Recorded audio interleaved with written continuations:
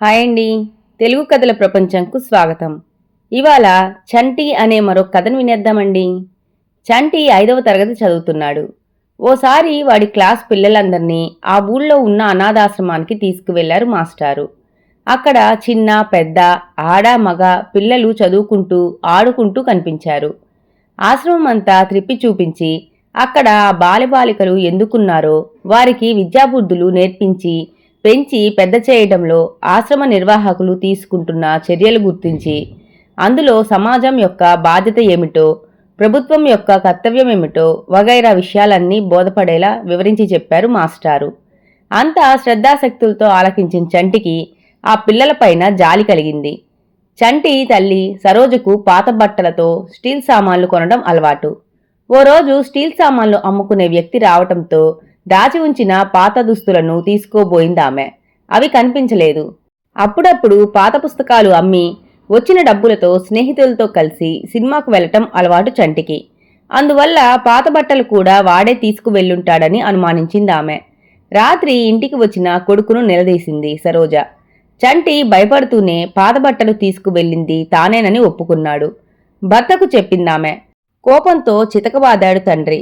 అదే సమయంలో మాస్టారు వచ్చారక్కడికి. విషయం తెలుసుకొని చంటి తల్లిదండ్రులను వారించి ఇలా అన్నాడు. చంటి మీతో చెప్పకుండా బట్టలు తీసుకువెళ్లటం అపరాధమే.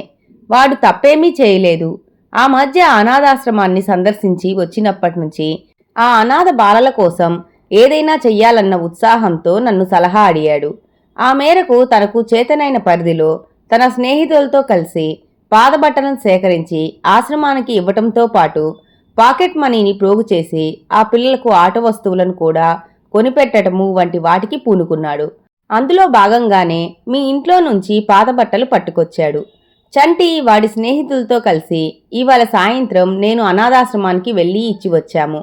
మీ అబ్బాయి చేస్తున్న మంచి పనిని గూర్చి మీతో చెప్పి వెళ్దామని ఇప్పుడు వచ్చాను. పాపం నేను వచ్చేసరికే అనవసరంగా దెబ్బలు తినేశాడు వీడు. జాలిగా చంటి తల నిమురుతూ అన్నాడు. నిజం తెలుసుకున్న చంటి తల్లిదండ్రులు నిర్ఘాంతపోయారు. అనవసరంగా కొడుకును దండించినందుకు బాధపడ్డారు.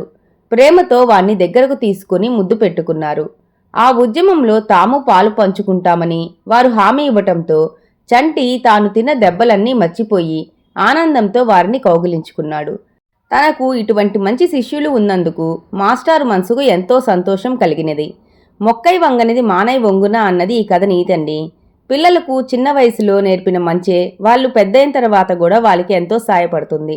ఈ కథ గనక మీకు నచ్చినట్లయితే లైక్ చేసి, షేర్ చేసి, కామెంట్ చేసి మన ఛానల్కి సపోర్ట్ చేసేయండి ఫ్రెండ్స్. ఇక ఉంటానండి. By by.